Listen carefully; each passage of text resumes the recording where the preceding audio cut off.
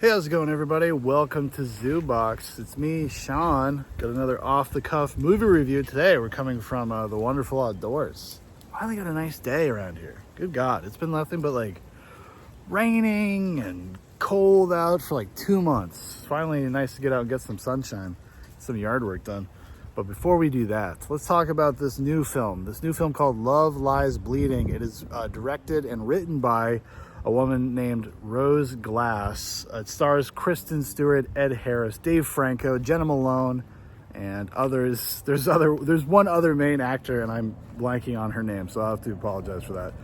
And it's about social miscreants, social misfits, finding each other and finding love and identity and definition and purpose through parasocial relationships. It's being described as an erotic revenge thriller. I'm not sure I would say it's really erotic. It's not shot in any type of way that's very erotic. It has some sex in it, some lesbian sex. So I guess these days, for the film blogger community, the Coomers, that's enough for them. They're just like, oh, Kristen Stewart looks like a teenage boy. Very erotic. Very erotic. Before I get into what I don't like about the movie, spoiler alert, I think it's like okay. I thought it was very mediocre, or as the kids say these days, I thought it was very mid. Kind of a mediocre movie. What it does get right, though, it's got a good pace to it. It does have some style, like the aesthetic, the visual design is pretty good. It's pretty good. I mean, it feels a little almost condescending to the class of people that it's that it's talking about. You just can feel like the spoiled rich girls are slumming it, making a movie about the dirty pores, about the dirty, greasy lesbian fantasies that they're having. As Kristen Stewart, like I said, she looks like a fucking teenage boy in this movie. She looks like a 14-year-old kid. If you put a few pimples on her, you wouldn't be able to tell the difference. She could have been in like the remake of Revenge of the Nerds. Are they gonna reboot that? Well, Kristen Stewart, her character from Love Lies Bleeding, it would be a shoo-in to be in Revenge of the Nerds. I liked all that. I liked most of the performances. Actually, the girl or the woman that plays Kristen Stewart's girlfriend, she's like a bodybuilder. She's really good, really, really good. It's actually, sincerely a great performance. She actually transforms herself. And part of that is the physicality. She clearly got into seriously awesome shape to play the character. I wish that the movie had any interest in exploring any of this kind of stuff. It has a lot of stuff going on. It has a lot of themes and subtext, but it does it in the most kind of simplistic, like childish way, like very immature way possible. It doesn't have any interest in them as human beings. And honestly, it makes me question like the writer and the director in terms of like their ability to even be able to convey these things in any way that's not like kind of purely like kind of intellectual jerk off shit. Like these are people that have life experience because they like read about it or saw a documentary or listened to an NPR, This American Life special. Like they don't really have much experience with the characters that they're kind of exploring, and I think it kind of comes through, especially in this. Like Kristen Stewart is not a good actress. I don't really kind of understand the thing with her. I mean, I feel like in the past decade, 15 years, pretty much ever since Snow White and the Huntsman, remember that movie? They will do these media cycles with her where they try to push her out there as like being, actually, she's really good. She's a really good, serious actress. She's not just the girl from Twilight. And they do that over and over again.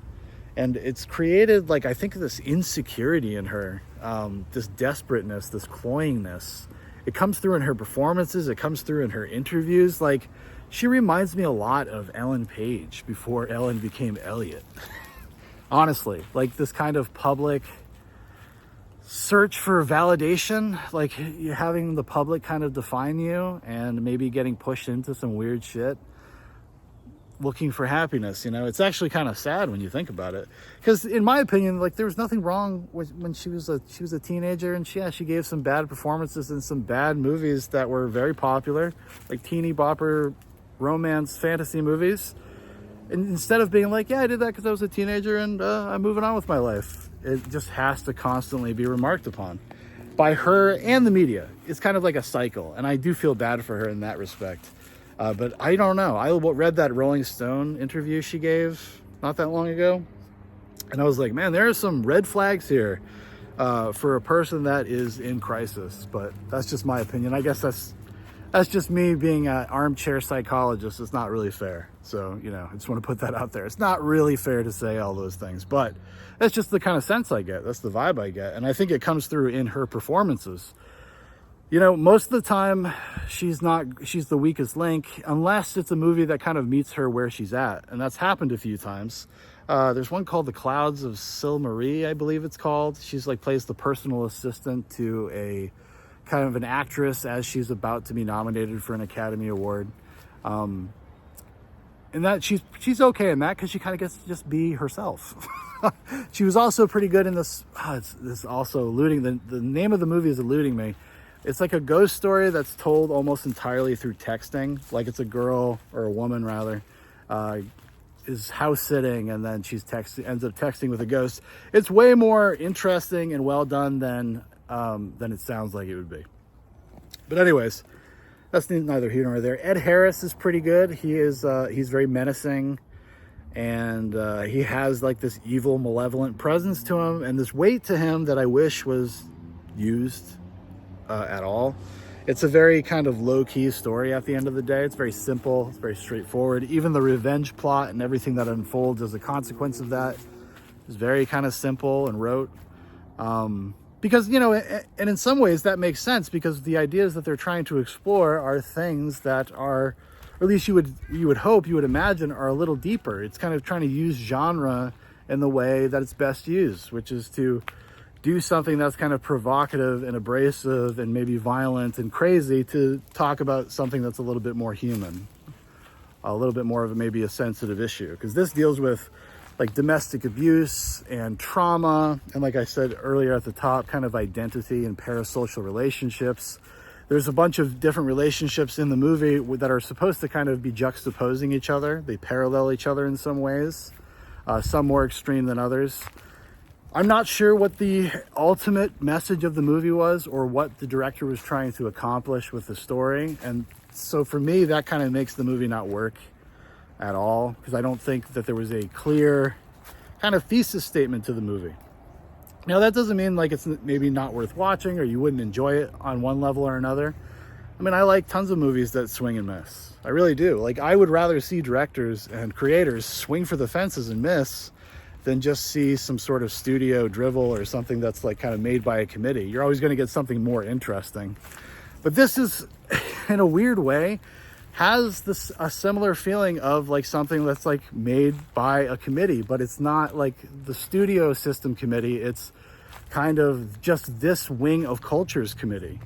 It is so ideologically aligned with a lot of the stuff that's going out on, and like basically in a very kind of narrow pathway, these bourgeois kind of notions about sexuality and gender roles and all those kinds of things. And it's playing with those ideas, but it doesn't seem like it really has a coherent conclusion about them. And I think part of that is its point, which is childish. Like, it just refuses to like make a moral claim or take a moral stake out in what happens with the characters. And it's really weird. It's a really weird thing to do. The only people that are demonized for their like obnoxious, toxic behavior are the ones that are the most obvious, the easiest people to point the finger at in the story. Because there's a lot of subtle implications, and I'm not sure if it's intentional or not, if you're supposed to read into it or not, that the main characters, Kristen Stewart and her girlfriend, are in an incredibly negative and toxic relationship, almost to the same degree of the other people that it's used as, that they use as kind of plot mechanics and ways to get the story to go forward. But anyways, that's just kind of my initial thoughts. Like, I only saw it like last night, so I haven't been stewing on it for too long, no pun intended. Those are just kind of my initial random thoughts. But yeah, I was pretty disappointed in it, holistically. I do think there's some cool things about it. I mean, if you're into this kind of vein, if you like A24 movies, you'll probably enjoy it on one level or another. But I would, if you heard the buzz coming out of Sundance, I would check those expectations. All right, everybody, you have a great day. Adios.